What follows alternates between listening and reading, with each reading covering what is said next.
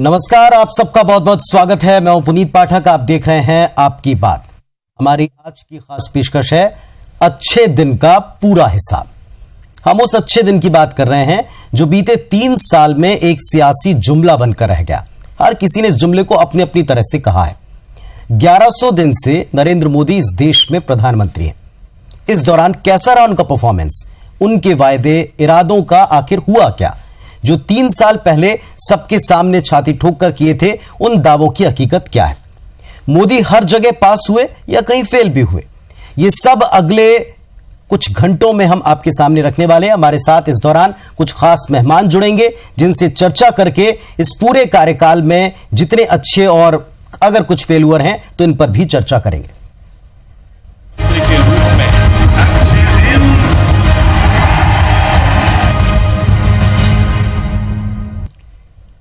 तो शुरुआत आज के दिन की गतिविधियों से ही करते हैं, आज से ही करते हैं। अपनी सरकार के 3 साल का जश्न पीएम मोदी ने असम से शुरू किया। असम से शुरुआत हुई। सबसे पहले देश के सबसे लंबे पुल का लोकार्पण आज उन्होंने किया। यह पुल प्रसिद्ध गायक भूपेन हजारिका के नाम पर किया गया। ब्रह्मपुत्र नदी पर बना यह तकरीबन 10 किलोमीटर का पुल है। अरुणाचल प्रदेश और असम को यह जोड़ेगा। आम लोगों को इससे फायदा होगा। साथ ही सामरिक तौर पर भी इसका बड़ा महत्व है क्योंकि इसके जरिए चीनी बॉर्डर तक पहुंचना बड़ा आसान होगा। दिन भर यहां असम में पीएम बिजी रहे और दिन भर टीवी स्क्रीन पर अलग अलग कार्यक्रमों में नजर आए। तो दूसरी तरफ बीजेपी के तमाम दिग्गज अपनी सरकार की उपलब्धियां गिनाने में देश भर में घूम घूम कर अलग अलग टेलीविजन चैनल्स के ऊपर दिखाई पड़े। इधर कांग्रेस अध्यक्ष सोनिया गांधी ने विपक्षी दलों के लिए एक भोज का आयोजन किया जिसमें 17 दलों के नेताओं ने शिरकत की और राष्ट्रपति चुनाव जो आने वाले समय में होने वाले हैं उसके बहाने सबको एकजुट करने का एक प्रयास हुआ।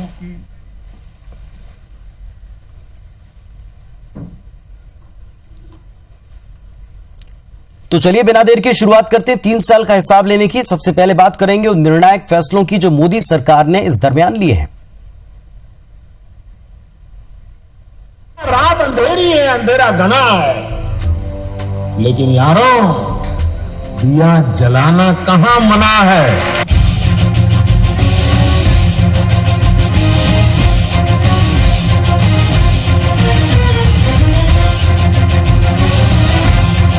ठीक 3 साल पहले दिल्ली की गर्मी में आसमानी उम्मीदों का एक कारवां राजपथ पर आकर रुका।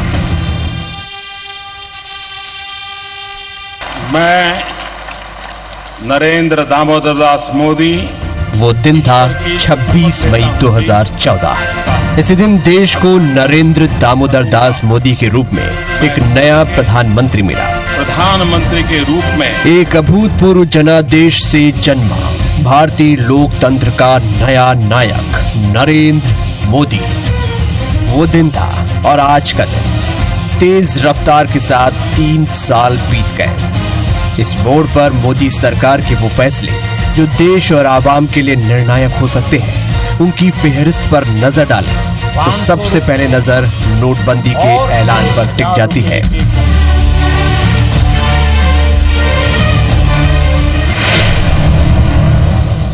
रात्रि को 12 बजे से वर्तमान में जारी 500 रुपए और 1000 रुपए के करेंसी नोट कानूनन अमान्य होगी। मोदी के बड़े फैसलों में सर्जिकल स्ट्राइक भी शामिल रहा जिसका आवाम को लंबे अरसे से इंतजार था।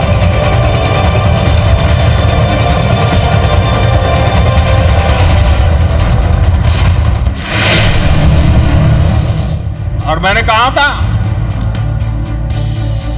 सेना बोलती नहीं है, सेना पराक्रम करती है।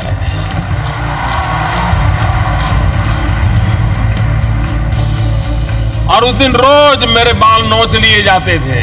मोदी सो रहा है, मोदी कुछ कर नहीं रहा है।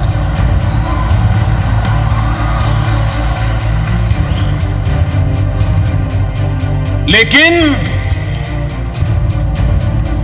जैसे हमारी सेना बोलती नहीं पराक्रम करती है, हमारे रक्षा मंत्री भी बोलते नहीं है। गुड्स एंड सर्विसेज टैक्स यानी जीएसटी को भी एक परिवर्तनकारी फैसला कहा जा सकता है। क्योंकि इससे पूरे देश के टैक्स ढांचे में एकरूपता आएगी। जीएसटी वो एक नया मोती इस माला में हम परो रहे हैं, जो एक भारत के भाव को ताकत देता है। मोदी सरकार के अहम फैसलों में लाल बत्ती पर बैन भी रहा। इसके जरिए उन्होंने वीआईपी कल्चर पर तगड़ी चोट की। लाल बत्ती तो व्हीकल पर लगती थी, गाड़ी पर लगती थी, लेकिन धीरे धीरे धीरे वो दिमाग में घुस जाती थी और दिमागी तौर पर वीआईपी कल्चर पनप चुका है। अभी तो लाल बत्ती गई है, इसके लिए कोई ये तो दावा नहीं कर पाएगा कि दिमाग में जो लाल बत्ती घुस गई है वो निकल गई होगी। सरकारी निर्णय से लाल बत्ती का जाना वो तो एक व्यवस्था का हिस्सा है। Prime Minister, for sharing your vision and enlightening us with your views. Make in India, digital India, skill India और उससे भी बढ़कर न्यू इंडिया का विजन भी इन 3 सालों के बड़े कामों में शामिल है। न्यू इंडिया 65% 35 साल से कम उम्र के नौजवानों के सपनों का न्यू इंडिया, अभूतपूर्व रूप से जागरूक महिला समूहों का सपनों का न्यू इंडिया। गरीब कहता है मैं अपने बलबूते पर आगे जाना चाहता हूं, आप मेरे लिए अवसर उपलब्ध करा दीजिए, मेहनत मैं करूंगा। ये न्यू इंडिया की नींव है। ये वो हाईलाइटिंग पॉइंट्स हैं जिनसे मोदी सरकार को डिफाइन कर सकते हैं। 3 साल का अंतराल भारत जैसे देश में बदलाव के लिए बड़ा नहीं, पर इन 3 सालों में सरकार क्या उस दिशा में बढ़ पाई जिसका वादा उसने किया था? ये सवाल तो जाहिर तौर पर बनता ही है। Bureau report, IBC 24। तो देश के राष्ट्रपति तक ने अपने संबोधन में आज इस बात को कंफर्म किया, इस बात को कहा है कि प्रधानमंत्री एक बहुत अच्छे कम्युनिकेटर हैं। वो जो भी बात रखना चाहते हैं वो बड़ी खूबी के साथ में जनता तक पहुंचाते हैं। इस बात को मीडिया भी मानता है, आम लोग भी मानते हैं। लेकिन जो बातें आम जनता तक बहुत अच्छी तरह से पहुंचाई गई, रखी गई, क्या वाकई वो पूरी हो पाई या नहीं हो पाई, इस पर हम चर्चा करेंगे। मोदी सरकार के 3 साल पूरे होने के बाद में इस टर्म में सफलताओं के बीच में क्या कोई असफलता भी लोग देखते हैं? किन्हीं निर्णयों से, किन्हीं फैसलों से कुछ दिक्कतें भी लोगों को हुई हैं। नोटबंदी के दरमियान जो लोगों की शिकायतें थी, क्या वो वक्त के साथ दूर हो गई हैं? इस पर भी चर्चा करना बहुत जरूरी है। हमारे साथ में एक बहुत एलीट पैनल जुड़ रहा है, खास पैनल जुड़ रहा है। सबसे पहले आपका परिचय उनसे हम करा दें। हमारे साथ में भूपेश बघेल साहब हैं, अध्यक्ष हैं छत्तीसगढ़ कांग्रेस के, जुड़ गए, आपका स्वागत है। दीपक तिवारी साहब हैं, वरिष्ठ पत्रकार। SR सिन्हा साहब, रक्षा विशेषज्ञ। रेखा आचार्य जी, अर्थशास्त्री। रविकांत मित्तल साहब, एडिटर इन चीफ, IBC 24। आप सबका इस चर्चा में, इस मंच पर हम स्वागत करते हैं। चूंकि हम अब तक सफलताओं की ही बात कर रहे हैं, अब तक हमने उन निर्णयों की ही बात की है, उन फैसलों की बात की है जिनकी रोशनी में सरकार बेहद कामयाब नजर आती है। भूपेश जी, पहला सवाल आप ही से बनता है कि विपक्ष के एक जिम्मेदार नेता होने के नाते देश के प्रधानमंत्री और उनके किए गए वायदे और उनके किए गए निर्णय 3 साल में आप उनको कहां पाते हैं?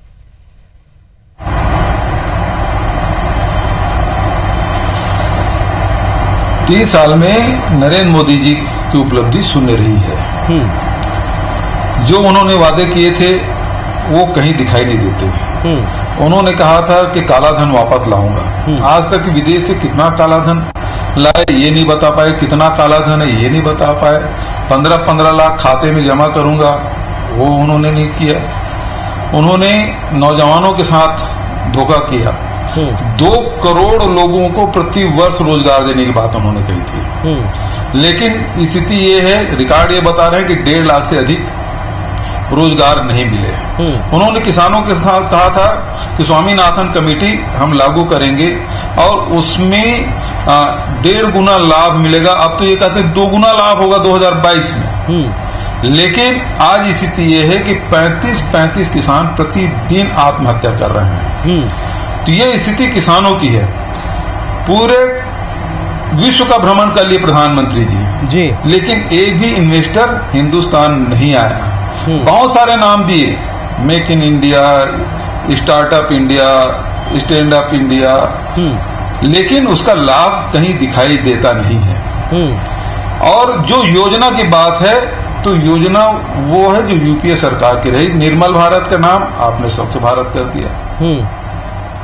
आपके पास जो आप जीएसटी की बात कर रहे थे, जो पहले विरोध करते थे मुख्यमंत्री के रूप में, आज प्रधानमंत्री के रूप में लागू कर दिए जी। आपने ऐसी कौन सी योजना लागू की हिंदुस्तान में 3 साल के लिए? आज भी जो पुल का उद्घाटन किए वो आपके कार्यकाल का नहीं है। जो असम में जाके आपने पुल का उद्घाटन किया वो आपके कार्यकाल का शुरुआत नहीं हुई। आप जितने भी योजना आप उद्घाटन कर रहे हैं वो यूपीए सरकार की देन है। आपकी उपलब्धि क्या है भूपेश जी? लेकिन केवल ये है जी भूपेश जी, लेकिन माफ कीजिएगा, आपको बीच में रोक रहा हूँ।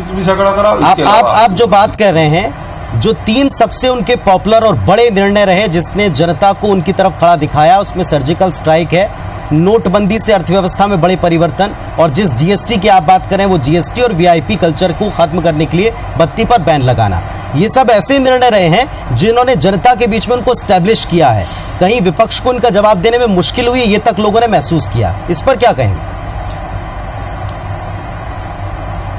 पहली बात यह है कि आप नोटबंदी की बात कर रहे हैं। 7 महीने हो गए नोटबंदी को, लेकिन ये नहीं बता पाए कि ये आरबीआई की निर्णय है कि प्रधानमंत्री की निर्णय है।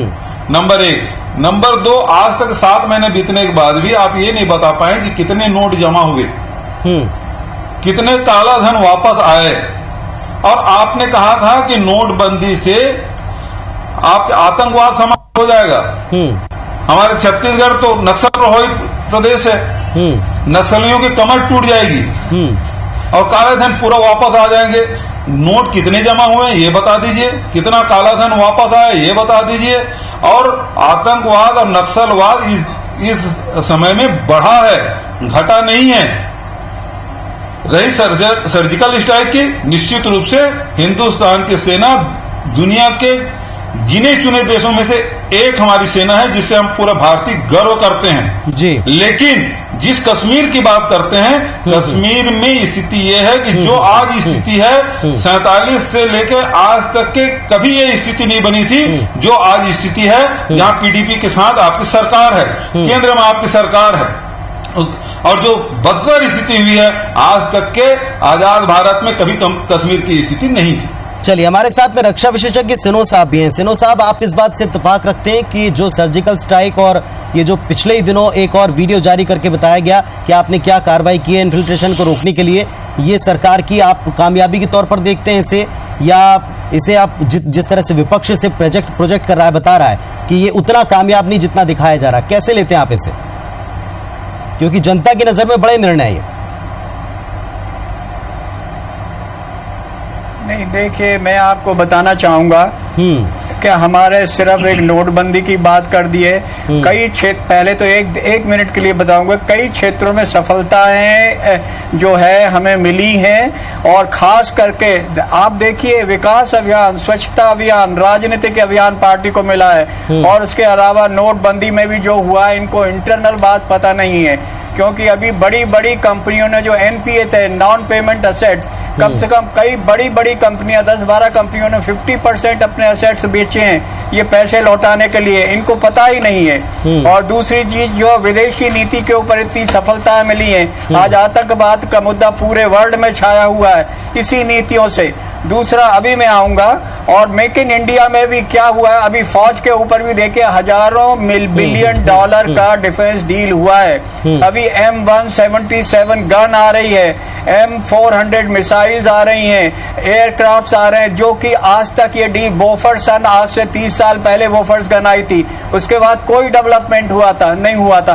तो ये सब डिफेंस के मामले में इतनी बढ़ोतरी हो गई है कि आप इन लोगों को पता नहीं है कि क्या हो रहा है। और सब डील क्लियर हो गई हैं। अभी इनकी प्रोसेस चल पड़ी है, आना शुरू हो गया। मेक इन इंडिया में भी ये जो है शुरू में नए वेपन जैसे आपके चलिए सबकी हवाई जहाज आएंगे, सिनो साहब, सबकी अपनी एक व्याख्या हो सकती है। हेलीकॉप्टर्स अमेरिका से आ रहे हैं, ये सब प्रक्रिया शुरू है। जी, सबकी अपनी प्रक्रिया हो सकती है, सबकी अपनी प्रक्रिया हो सकती है। रविकांत मित्तल साहब और एक चीज और मैं कहना चाहूंगा, दीपक तिवारी आएंगे, सिनो साहब आपके पास वापस आएंगे। दीपक तिवारी हमारे साथ बैठे हुए हैं, बड़े सीनियर पत्रकार हैं भोपाल से।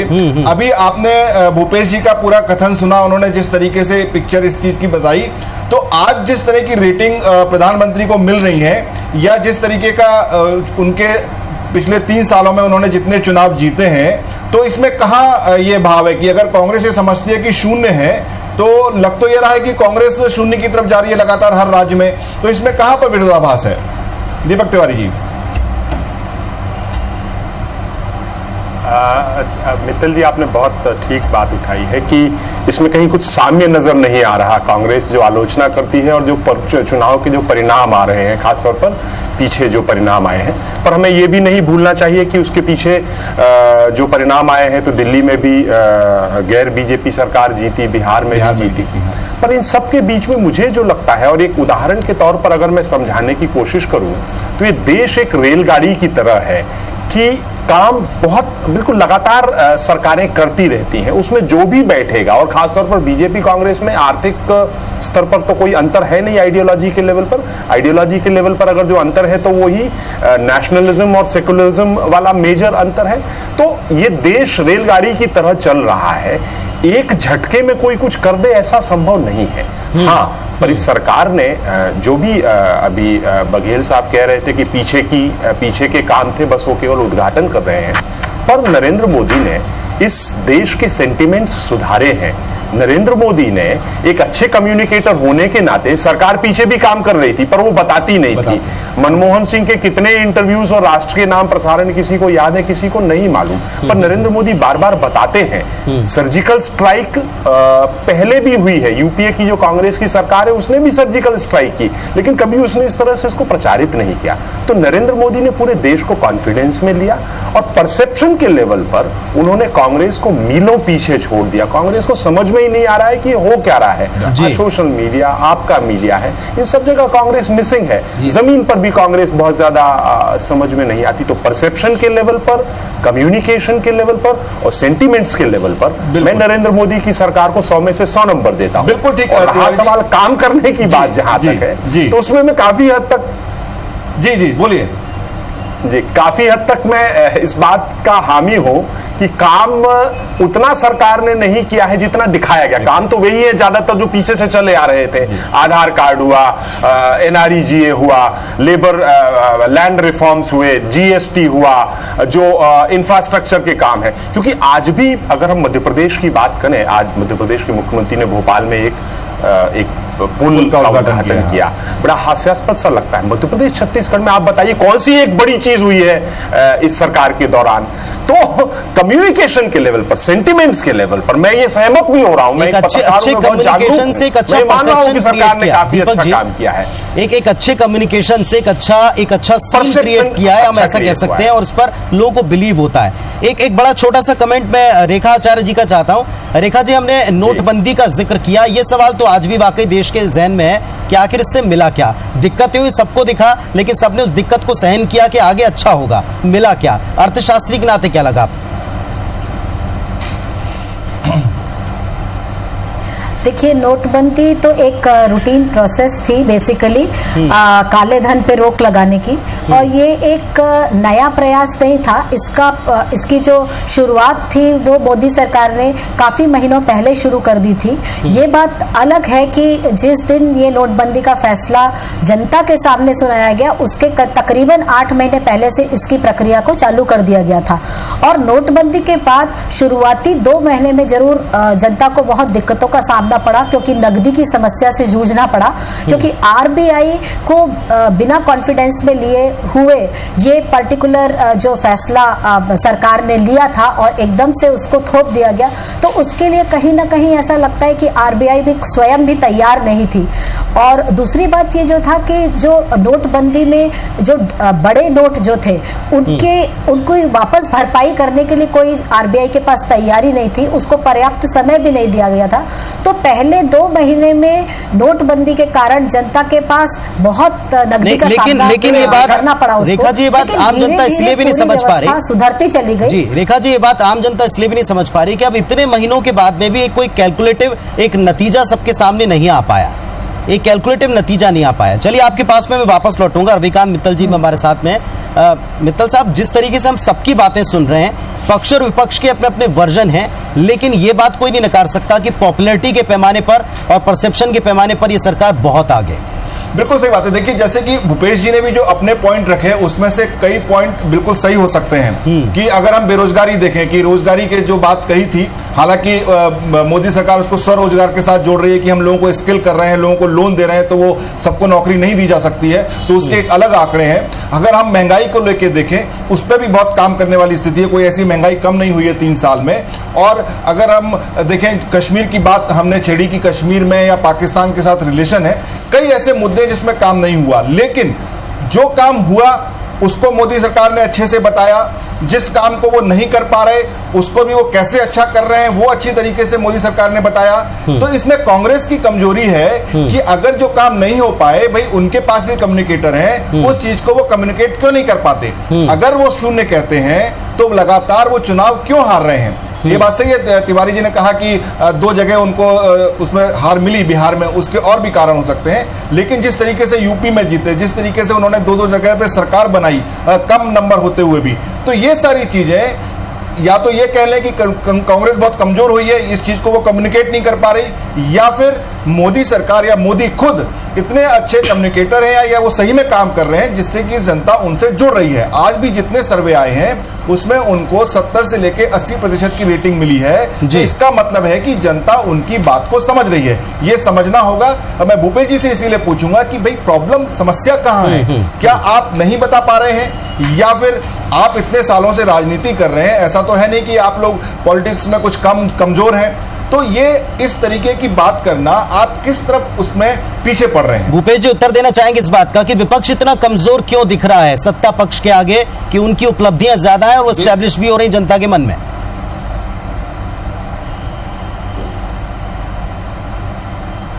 बड़े अजीब बात है, केवल एक यूपी चुनाव आप जीते हैं और प्रचार बहुत ज्यादा कर रहे हैं। आप दिल्ली हारे हैं, बिहार हारे हैं, गोवा में स्थिति है कि आपके मुख्यमंत्री चुनाव हार जाते हैं, वहां आप खरीद फरोख्त करके मुख्यमंत्री बनाते हैं।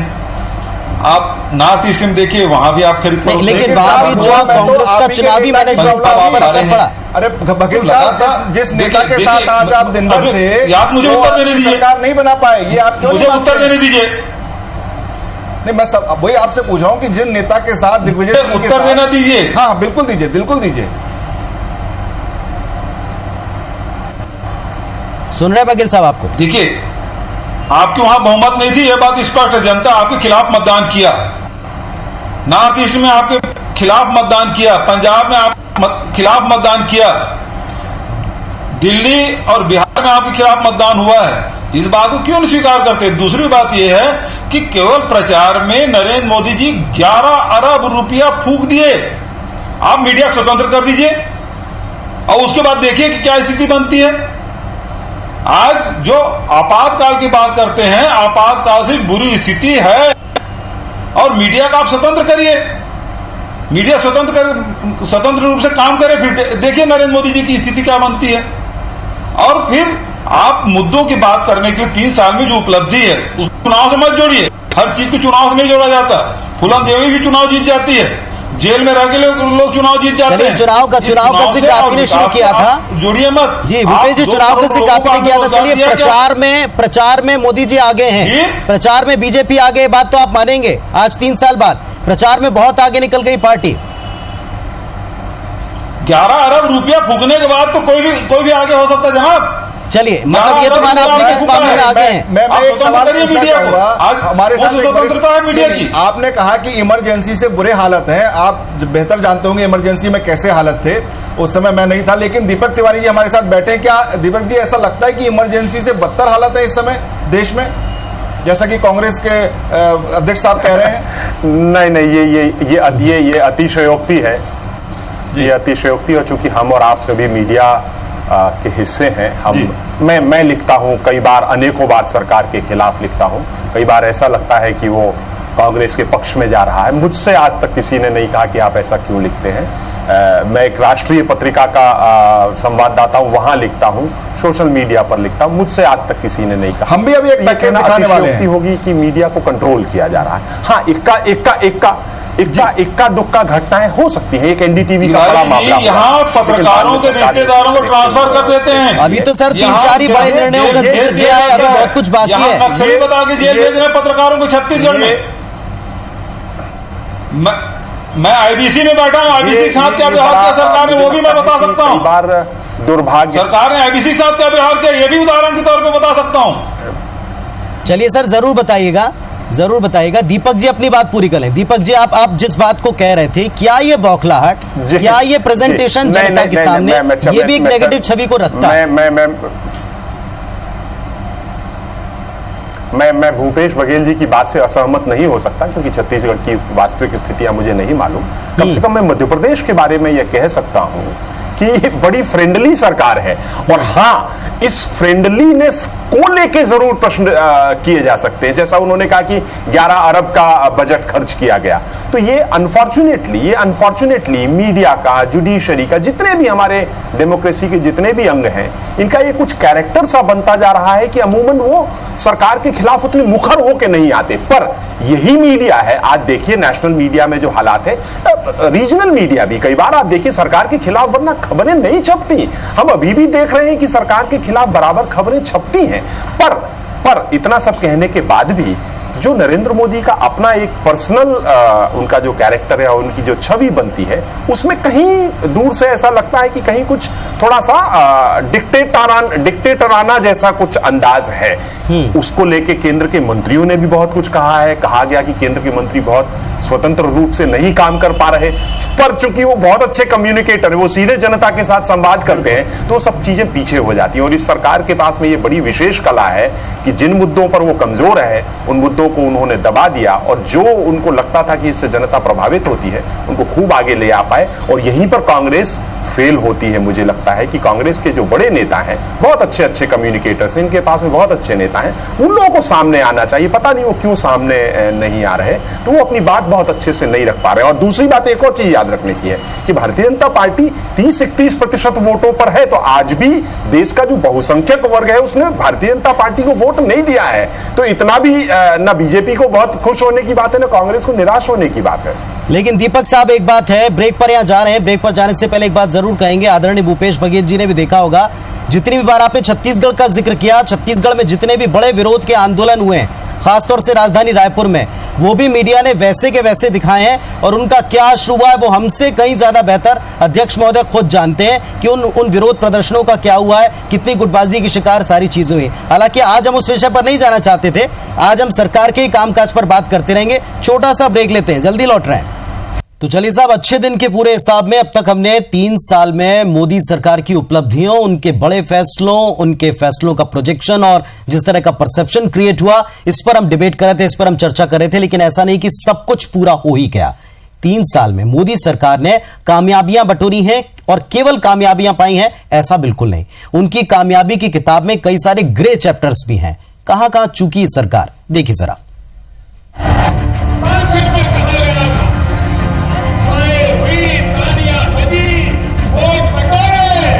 वादों की बुलंद बस्तियां लेकर क्या करेंगे हम, हमें हमारी जमीन दे दो, आसमां लेकर क्या करेंगे हम। बेरोजगारी से त्रस्त युवा, कर्ज में दबा किसान और महंगाई से बेहाल गरीब आदमी अपने प्रधानमंत्री से कुछ इसी अंदाज में गुहार कर रहा है। मोदी सरकार ने हर साल 2 करोड़ नए रोजगार देने का वादा किया था, लेकिन 2015 में महज 1,55,000 और 2016 में सिर्फ 2,13,000 रोजगार के अवसर निकले। बीते 8 वर्षों में सबसे कम रोजगार दर इसी दौरान रही। जी हाँ, 2011 में देश के अंदर बेरोजगारी दर 3.8% थी, जो कि 2017 में बढ़कर 5% तक पहुंच चुकी है। इससे रोजगार के क्षेत्र में मिली नाकामी का अंदाजा लगाया जा सकता है। किसानों की बात करें तो उसके लिए भी निराशाजनक स्थितियां दिखी। खुदकुशी के मामले भी बढ़े। कांग्रेस का ये आरोप है कि साल 2014 में 12,360 किसानों ने आत्महत्या की, जबकि 2015 में 12,602 किसानों ने अपनी जान दे दी। किसान कर्ज माफी की आस लगाए बैठे थे, पर मिली नहीं। इसी तरह समर्थन मूल्य में खरीदी को लेकर भी कुछ खास नहीं हुआ। फसल बीमा योजना लागू तो हुई, पर उसमें इतनी खामी है कि किसानों को राहत नहीं दे पाई। भंडार गृहों की कमी दूर नहीं हुई, जबकि बड़े पैमाने में खाद्य प्रसंस्करण यूनिट्स की मांग भी अधूरी है।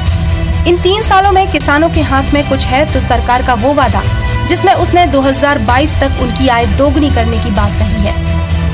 महंगाई को लेकर लोगों को राहत नहीं मिली। हालांकि इस दौरान हमारी इकोनॉमी 1.5 गुना बढ़ी, पर सीमेंट, आटा, दाल, तेल जैसी जरूरी चीजों की कीमतें कई गुना बढ़ गई। आरबीआई के मुताबिक इस वक्त महंगाई दर 4% के करीब है, पर जमीनी हकीकत ये है कि बढ़ती महंगाई ने लोगों की कमर तोड़ दी है। Bureau report IBC 24। तो 3 ऐसे बड़े मुद्दे आप कह सकते हैं। एक बेरोजगारी का है जो युवाओं से सीधे तौर पर जुड़ा है। दूसरा, नोटबंदी के बाद प्रत्येक के खाते में पैसे आने का वायदा है। तीसरी तरफ आप ये कह सकते हैं कि बेरोजगारी के साथ साथ किसानों से किए गए वायदे अभी तक केवल वायदे बने हुए हैं, जिनकी दशा उतनी बेहतर नहीं 3 साल बाद नजर आती जितना दर्शाने की कोशिश की जाती है। और इन सब से अलग हटके महिलाओं की सुरक्षा को लेकर के भी कई बार कई बड़े सवाल खड़े हुए हैं। तो ये कुछ नाकामियां भी हैं, कुछ ग्रे चैप्टर्स हैं जिनका जिक्र अभी हम कर रहे थे। हमारे साथ में एक पूरा पैनल मौजूद है और इसमें जुड़ रहे हैं शिवरतन शर्मा जी, बीजेपी के विधायक। शर्मा साहब, अभी चर्चा में हम उपलब्धियों का जिक्र कर रहे थे, लेकिन कुछ खामियां भी हैं। किसानों की आत्महत्या के बढ़ते हुए मामले, दूसरी तरफ किसानों के लिए कुछ बहुत खास ना मिलना, प्रदेश को किसानों के नाम पर मिलने वाला जो अलॉटमेंट है, बजट है, उसमें होने वाली कमी, रोजगार जितना 2 करोड़ रोजगार प्रति साल देने का दावा था, उस पर भी सरकार उतनी कामयाब नजर नहीं आती। क्या कहेंगे?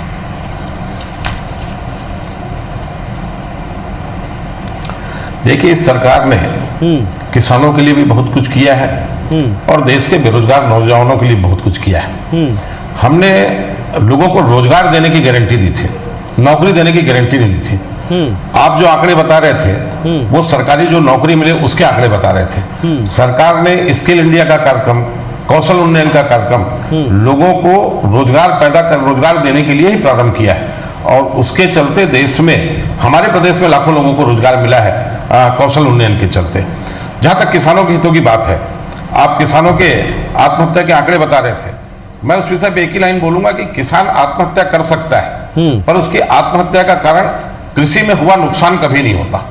किसान के आत्महत्या के करने के कारण और बहुत कुछ भी होते हैं। छत्तीसगढ़ की सरकार ने और हमारे देश की सरकार, नरेंद्र मोदी की सरकार ने किसानों के हित में सबसे बड़ा निर्णय लिया, फसल बीमा का, प्रधानमंत्री फसल बीमा योजना प्रारंभ की।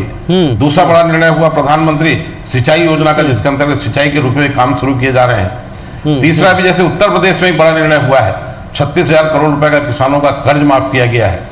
किसानों को उन्नत ढंग से खेती करने के लिए प्रेरित करना, उनके लिए ऐप तैयार शर्मा जी, आप जो बातें बता रहे हैं, आप जिन आंकड़ों पर सवाल उठा रहे हैं, माफ कीजिएगा आपको बीच में रोक रहा हूं, आप जिन आंकड़ों पर सवाल उठा रहे हैं उन्हीं आंकड़ों के मुताबिक ये भी है कि जब सरकार ने मुआवजा बांटा है किसानों को नुकसान का, 1 रुपए, 2 रुपए, 10 रुपए, 11 रुपए, 114 रुपए ऐसे मुआवजे मिले हैं। और इसके बाद किसानों की व्यथा क्या होगी? आप तो किसानों के बीच में रहते हैं, आप बेहतर समझते होंगे उनकी क्या दशा होती है।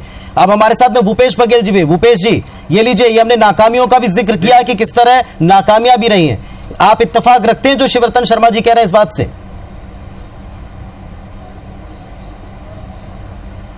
बिल्कुल बात कर रहे हैं। ये 300 रुपए बोनस की बात किए थे, 300 रुपए बोनस नहीं मिला। 21 रुपए समर्थन मूल्य की बात बोले थे, वो नहीं मिला। ये तो जुमलेबाजों की सरकार है, न खाऊंगा न खाने दूंगा बोले थे। और स्थिति ये जो पहले मैं बोल रहा था, व्यापम घोटाले में जो नेशनल मीडिया पत्रकार आया था उसकी मौत हो गई है और यहाँ न खाऊंगा न खाने दूंगा कर रहे हैं। तो स्थिति ये है कि 36,000 करोड़ का घोटाला हो गया है, सीएम मैडम का नाम आया है, क्यों नहीं कर रहे हैं?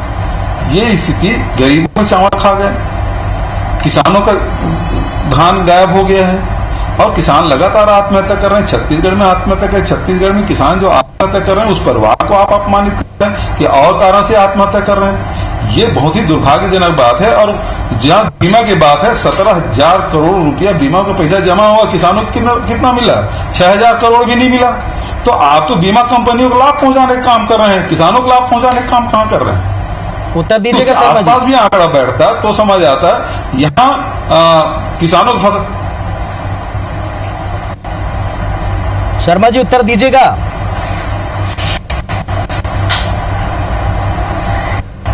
ऐसा है, भूपेश जी जो बोल रहे हैं वास्तव में किसानों के हित की बात करें, मैं खाली उनको याद दिलाता हूँ वो स्वयं छत्तीसगढ़ में मंत्री थे जोगी जी की सरकार में। किसानों का एकड़ में 5 क्विंटल धान खरीदा जाता था। आज भारतीय जनता पार्टी की सरकार किसानों का 15 क्विंटल धान खरीद रही है। पहले किसान सोसाइटियों से कर्जा लेता था तो उसको लगता था 14 रुपये सैकड़ा ब्याज। आज किसानों को बिना ब्याज के कर्ज देने की व्यवस्था इस सरकार ने की है। पहले अगर सूखा पड़ता था तो अकाल में सम्मिलित नहीं था, 50% से ऊपर अगर नुकसान होता था तो किसान को राहत मिलती थी। अब 33% नुकसान हो रहा है तो किसान को राहत मिल रही है। ये सरकार किसानों के हित में काम करने वाली सरकार है।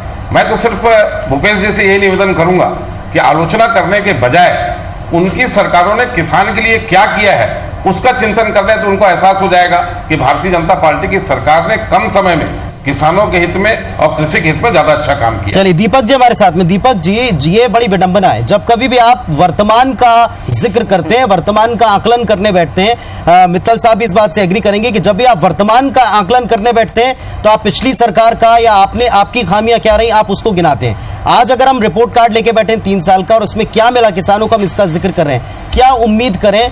क्या केवल जुमलों के आधार के ऊपर या क्या केवल इस पॉपुलैरिटी के आधार के ऊपर चीजें चलती जाएंगी? दीपक जी।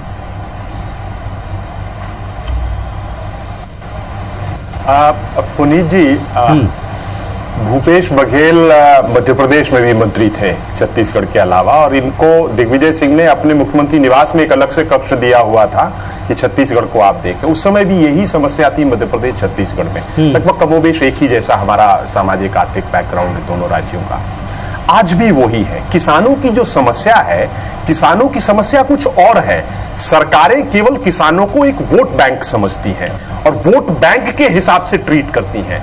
उसमें जो अच्छा प्रधानमंत्री या मुख्यमंत्री है वो उसकी पैकेजिंग इस तरह से करता है कि वो लगने लगता है कि वो किसानों का हितैषी है। सरकारें वही काम कर रही है क्योंकि किसान अन्न देते हैं और अन्न देश के लिए उतना ही जरूरी है जितना कि सुरक्षा के लिए सीमाओं पर प्रहरी, क्योंकि अन्न से देश की सुरक्षा भी जुड़ी हुई है। तो किसान एक बहुत महत्वपूर्ण मामला है, पर राजनीतिक दल जिस तरह से आरोप प्रत्यारोप करते हैं और जिस तरह से हल्का मामला बना देते हैं किसानों का, मुझे लगता है कि दोनों दल सचमुच में बहुत गंभीर नहीं है। ये बहुत कॉम्प्लेक्स चीज भी है।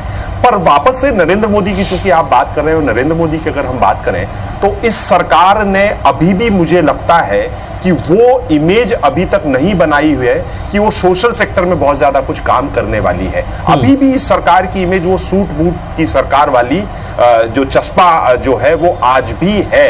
और उस दिशा में मुझे लगता है कि चूंकि अब चुनाव 2 वर्ष बाद नरेंद्र मोदी जाएंगे और वोट वहीं से आते हैं, तो अगला जो इनका जो फोकस होने वाला है वो उसी तरफ होने वाला है। आप याद करिए 2009 में 2009 के पहले जिस तरह से मनमोहन सिंह ने कर्ज माफी की थी किसानों की और उसके बाद में फिर से उनकी सरकार बनी थी। हमें ये भूलना नहीं चाहिए कि अभी 3 साल पहले तक कांग्रेस की सरकार थी, 10 साल जो रही है। तो शायद ये सरकार अब सोशल सेक्टर की तरफ शायद बढ़े और उसमें रिजल्ट बहुत धीमे धीमे आते हैं। अभी तक जो पीछे की जो चीजें हैं उसमें जो थोड़ा बहुत दिख रहा है जिससे सेंटिमेंट सुधरे हैं, तो वो सेंटिमेंट्स अब ग्रामीण इलाकों तरफ बढ़ने की मुझे लगता है कि शायद अब वो होगा। क्योंकि एक और जो बात आप छोड़ रहे हैं इसमें जैसे स्वच्छ भारत है। मित्तल जी, क्या इस पर ग्रामीण भारत को क्या मित्तल जी क्या इस बात पर आप सहमत होंगे कि केंद्र सरकार ने अब तक वो ही बैकग्राउंड्स को छुआ है या उन्हीं विषयों को छुआ है जो पॉपुलैरिटी ज्यादा दिला सकते हैं, जो एक लार्जर परसेप्शन क्रिएट कर सकते हैं? किसानों का मुद्दा हुआ, बेरोजगारी का मुद्दा हुआ, इस बात को ट्विस्ट कर दें या उस बात को आप पीछे कर दें जिसमें आपको कम पॉपुलैरिटी मिलती हुई है, जिसमें उतनी ज्यादा सफलताएं नहीं दिखती हुई, ऐसा ही है? नहीं, लेकिन अगर ऐसा दीपक जिस तरह से कह रहे हैं तो ये सही में समस्या वाली बात है, क्योंकि जो वोट आने हैं वो उसी सोशल सेक्टर के जिन लोगों से ज्यादा प्रभावित होते हैं तो उसमें आने हैं। तो हो सकता हो कि स्ट्रेटेजी ये भी रही हो कि जिस तरीके से चुनाव जैसे जैसे पास आते जाएंगे तो उन मुद्दों को हवा दी जाएगी, जिससे कि कहा जाता है कि जनमानस की जो याददाश्त है वो काफ़ी कम होती है, कमज़ोर होती है। तो जैसे जैसे चुनाव पास आए उसमें उन चीज़ों पर काम हो। तो लेकिन ये समय अब 2 साल भी नहीं बचा, अब तो 1 साल, क्योंकि साल भर पहले तो चुनाव शुरू हो जाते हैं। तो ये बात सही है कि महिलाओं के लिए, चाहे किसानों के लिए, चाहे बेरोजगारों के लिए, मजदूरों के लिए जो काम जिस तरीके से जमीनी स्तर पर होना चाहिए था वो उस तरीके से नहीं हुआ है। तो ये इस चीज पर मोदी सरकार को काम करने की बहुत जरूरत है। और दूसरी जो बहुत जरूरत है वो है इंटरनल सिक्योरिटी के ऊपर।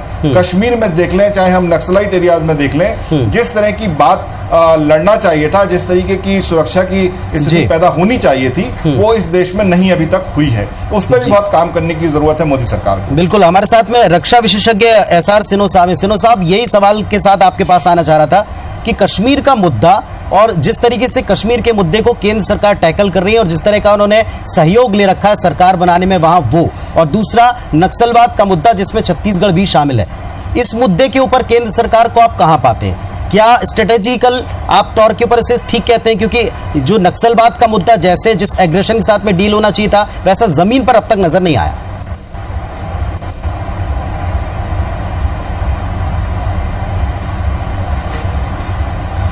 देखिए, सबसे बड़ी चीज तो JNK के मुद्दे को मैं लूंगा।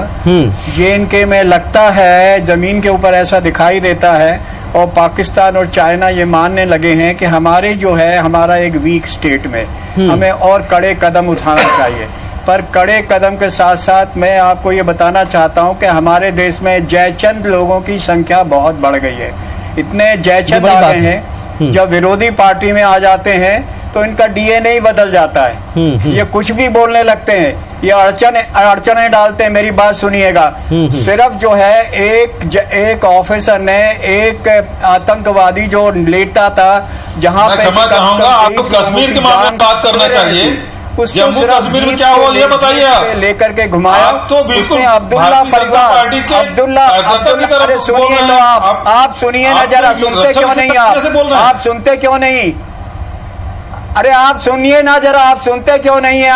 आप सुनने बोलने दीजिए किसी को। मैंने अभी तक बोला नहीं, एक दफे बोलने जा रहा हूं तो आप बीच में बोलते जा रहे हैं। अब्दुल्ला परिवार ने कमेंट दे दी, अरे जीप के बोनट। अरे सारे विपक्षी दलों का आप क्या बता रहे हैं? सुनने तो दीजिए ना, आप आगे बोल लीजिए, कमेंट करिए। मैं अभी तक कुछ नहीं बोला हूँ, आप बीच में सुनते जाइए। आप क्यों? अब्दुल्ला परिवार देखिए, अब्दुल्ला परिवार ने 3 जनरेशन ने कश्मीर में राज किया और 30 जनरेशन में करने के। अरे सुनिए ना, आप सुनते क्यों नहीं? आपको बोलने की बहुत आदत है। आप पानी पीजिए जरा, थोड़ी देर शांत रहिए। मुझे एक दफे बोलने का मौका दिया है तो आप देखिए, एक ऑफिसर ने एक पत्थरबाज को, जिसमें कि मानवता के नाते 23 लोगों की जान बचाई, उसके ऊपर कमेंट कर दिया। इनको 3 जनरेशन इन्होंने कश्मीर में राज किया। इन्होंने क्या किया? अलगाववादी नेता अभी पैसा ले रहे हैं, लोगों को भड़का रहे हैं। कम से कम 80 स्कूल जला दिए, बच्चों की एजुकेशन बर्बाद कर दी। क्यों नहीं बोलते ये अपोजिशन के नेता जो आते हैं, क्यों इसकी खिलाफत करते हैं? अभी कल या परसों एक UPA के मिनिस्टर वहां पे गए। पहले जब UPA के लोग गए थे अलगाववादियों के पास, उन्होंने दरवाजा तक नहीं खोला। अभी ये जो है उनके पास चले गए, उनको बताने ये क्या करेंगे। और ये अलगाववादी नेताओं को एक जो है वहां का जो मेन नेता मूसा, उसने वार्निंग दिया है कि कश्मीर में फ्रीडम का नहीं है, ये शरीयत लॉ लाना है, इस्लामिक लिस्ट बनाना है। ये अलगाववादी नेताओं की गर्दन काट के हम लाल चौक में लगा देंगे। तो ये क्यों नहीं नेता अपोजिशन में क्यों इस तरह के जैशन बन जाते हैं?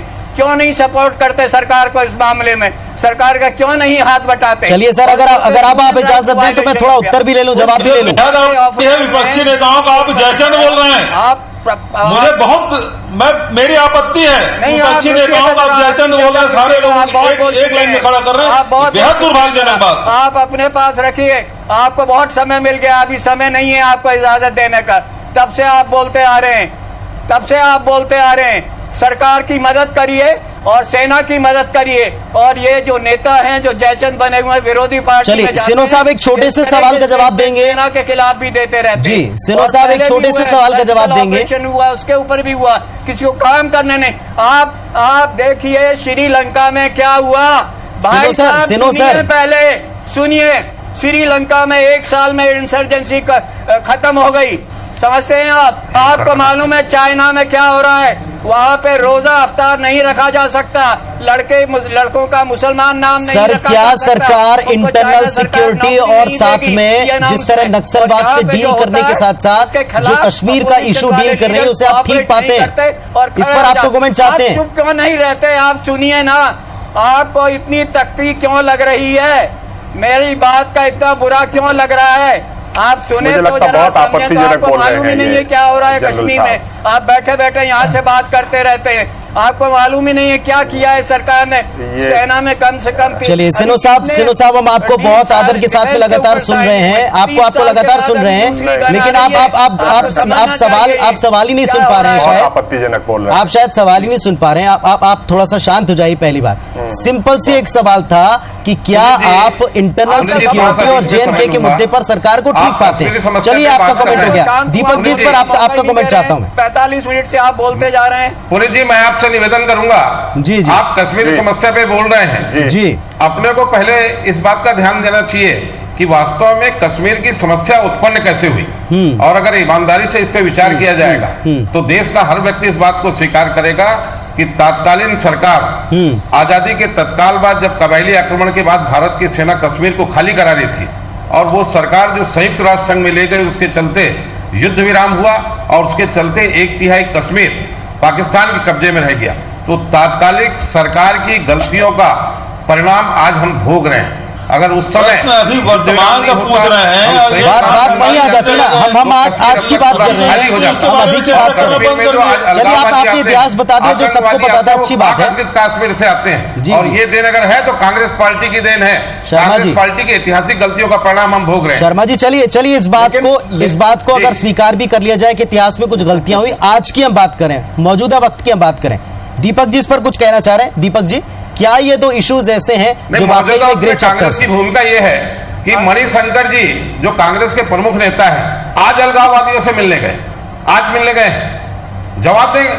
बिल्कुल, मैं यही आज भी इनका समर्थन जो भारत के झंडे को जलाए, अडवाणी जी ने गए थे तब आपको तकलीफ करे, हुई? जो वंदे मातरम गाने अडवाणी जी गए थे कि नहीं गए थे ऐसे लोगों के प्रति अलगाववादियों से बात करने? अडवाणी जी गए थे कि नहीं गए थे?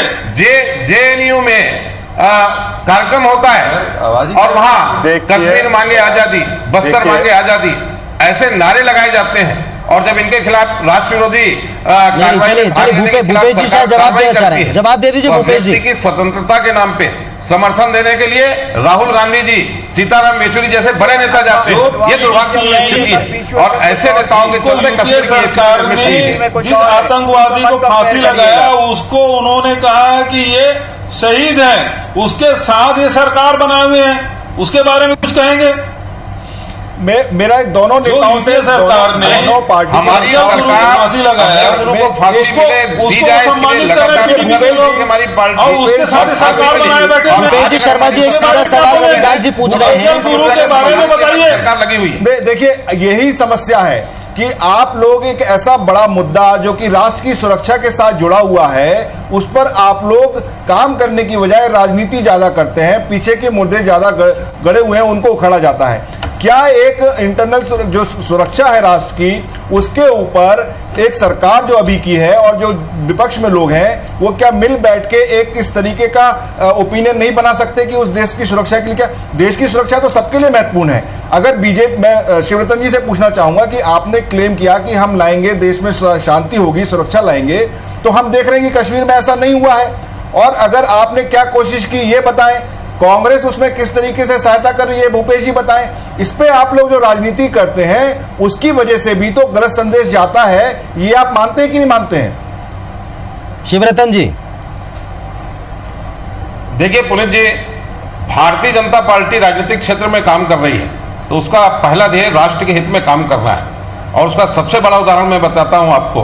कश्मीर के मुद्दे में संयुक्त राष्ट्र संघ में चर्चा होनी थी और नरसिम्हा राव जी ने निवेदन किया, हमारे नेता प्रतिपक्ष अटल बिहारी वाजपेयी जी, और भारत का नेतृत्व करने अटल जी गए वहां, जबकि सरकार कांग्रेस की थी। हम राष्ट्र के हित में काम करते हैं, पर राष्ट्र के हित में जब काम कर रहे हैं और किसी विषय पे चर्चा हो रही है तो पूर्व की सरकार की गलतियों के चलते जो समस्या उत्पन्न हुई है उस पे भी तो शर्मा जी, अब क्या वो दौर बीत गया कि ऐसा दोबारा कभी नहीं हो सकता राष्ट्र हित में? क्या वो दौर बीत गया? यही तो मित्तल जी कह रहे हैं, ऐतिहासिक गलतियों के चलते यही तो मित्तल जी कह रहे हैं कि क्या पुरानी गलतियों को छोड़ के आज के परिप्रेक्ष्य में हम मिलकर के कोई बात कर सकते हैं? कम से कम इस मुद्दे पर तो पॉलिटिक्स छोड़ दें।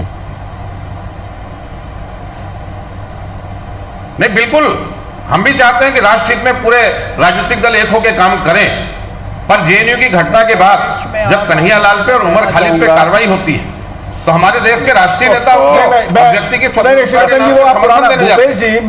लगाया जाता है, कश्मीर मांगे आजादी, बस्तर मांगे आजादी। देखिए, जेएनयू मत उठाइए, जेएनयू वाली बात पुरानी है, अभी भी कश्मीर में स्थिति खराब है। भूपेश जी, एक बात बताइए कि अगर सारे राष्ट्रीय दल को मिलकर काम करना चाहिए, आखिर जेएनयू वाली बात पुरानी नहीं है, अभी 2 महीने पुरानी घटना और हुई है कश्मीर में जो इस समय स्थिति है उसको भी तो देखिए, रामरस कॉलेज में इस समय जो आप उन बातों को भूल नहीं सकते, इनको जो बैक सपोर्ट मिलता है उसको आपको देखना पड़ेगा। लेकिन भूपेश जी, क्या उचित है कि जिस तरीके से आपके नेता अलगाववादी नेताओं से जाके मिले और जिस तरीके से आप अगर आर्मी वहां पर कोई काम कर रही है उसका प्रूफ मांगे, ये विरोधी पार्टियों का कितना उचित है ये कदम? क्या आपको सहयोग नहीं करना चाहिए देश की सुरक्षा के लिए? भूपेश जी, देखिए, पहली बात तो ये है कि भारत सरकार विपक्षी दलों को विश्वास में लेकर कश्मीर के मामले में कोई चर्चा कर रही है। वहां अभी सांसदों का डेलीगेशन गया था जिसमें शरद यादव जी वगैरह तमाम नेता गए थे। क्या हुआ उसमें क्या इम्प्लीमेंट कर रहे हैं? आज कश्मीर की स्थिति ये है, आजादी के बाद सबसे बुरे दौर से गुजर रही कश्मीर, और इसमें सारे दल को विश्वास में लेकर काम करने की आवश्यकता है, न कि राजनीति करने की। और इस मामले में पहल कौन करेगा? जो रूलिंग पार्टी, उसको पहल करने की आवश्यकता है।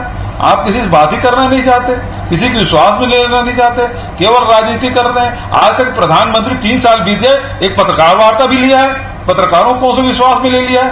देश में वो मन की बात करते रहते हैं, लेकिन क्या आज 3 साल बीत रहे हैं, नरेंद्र मोदी जी एक बार भी पत्रकार वार्ता लिए हैं?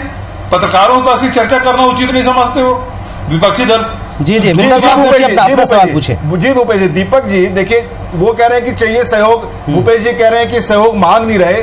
आपको क्या लगता है कि इतने बड़े मुद्दे पर ये बातें जो है, पत्रकार वार्ता से क्या हालत सुधर जाएगी जम्मू एंड कश्मीर की?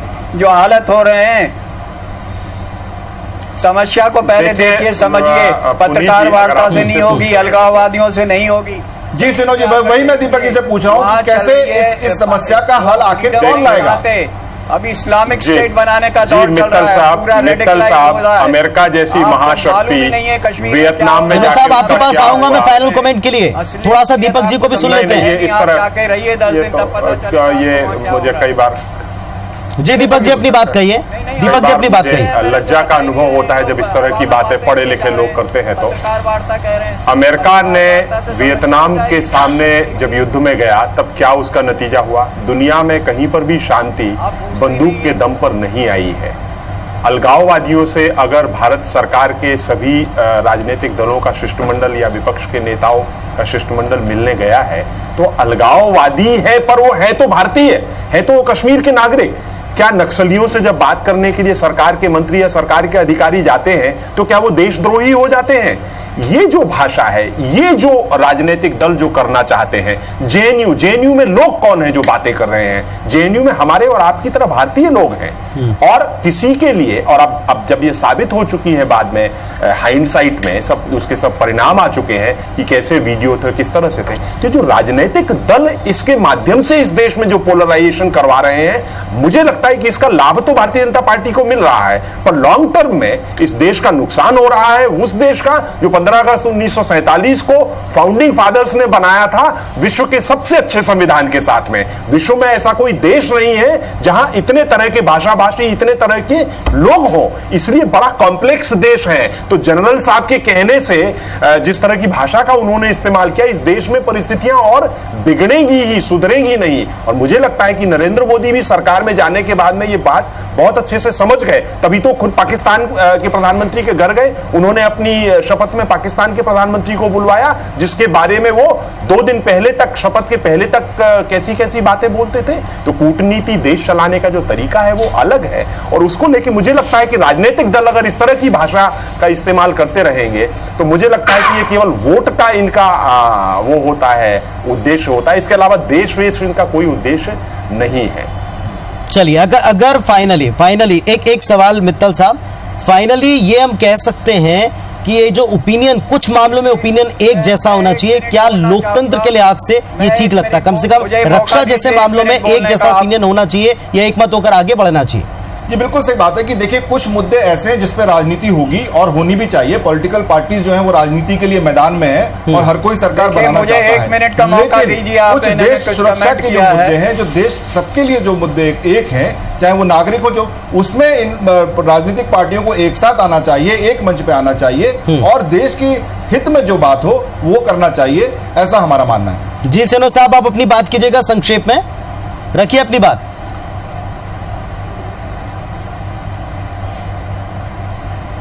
देखिए, मैं आपको बताना चाहूंगा कि कश्मीर समस्या आज की नहीं है, 70 साल की है। कोई कहता है अखबार वालों से लीजिए, समाचार वालों से लीजिए, अलगाववादियों से डिस्कशन करिए। 70 साल से जमीन पे आजकल मैं कहता हूँ किसी को जो वहाँ पे है क्या हालत हो गए हैं, किसी की असली वाकफियत नहीं है।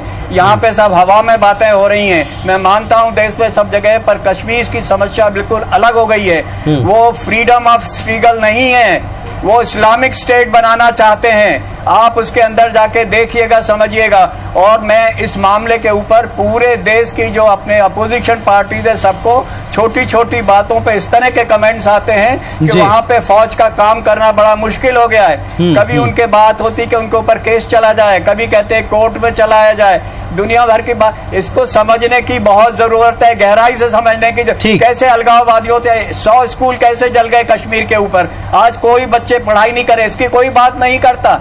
समझदारी की सब वहाँ पे बैठे हुए कश्मीर में बड़े अलगाववादी नेता सब, वो नहीं सोचते कि बच्चों का कितना नुकसान हो रहा है वहाँ पे। आयरलैंड की समस्या आज तक हल नहीं हो पाई इसी तरह से। स्कॉटलैंड में इंग्लैंड ने वोटिंग करवा दी, तो ये इतने आसान नहीं है। बंदूकों से अगर इनका समाधान होता, चलिए इतना इस पूरी डिबेट से पूरी तरह साफ है, इतना इस डिबेट से पूरी तरह साफ है। हमारे जो सारे सम्मानीय जो आज के अतिथि हैं वो सब इस बात से सहमत हैं। इतना साफ है कि इतने बड़े देश में किसी एक मुद्दे के ऊपर एक मत या एक राय रखना मुश्किल है, लेकिन सरकार अगर सबको साथ लेकर चलने का दावा करती है तो कम से कम कुछ विषयों पर उसको सबको साथ लेकर चलना ही चाहिए, सबको साथ लेकर चलना ही पड़ेगा। ये बात कम से कम इन 3 सालों में जो कम नजर आई वो आने वाले वक्त में नजर आ जाए तो हम कह सकते हैं कि शायद आने वाला वक्त और बेहतर होगा और अच्छे दिनों की तरफ अग्रसर होगा। आप सबका शुक्रिया इस डिबेट पे, इस मंच पर आकर अपनी बात रखने के लिए। नमस्कार।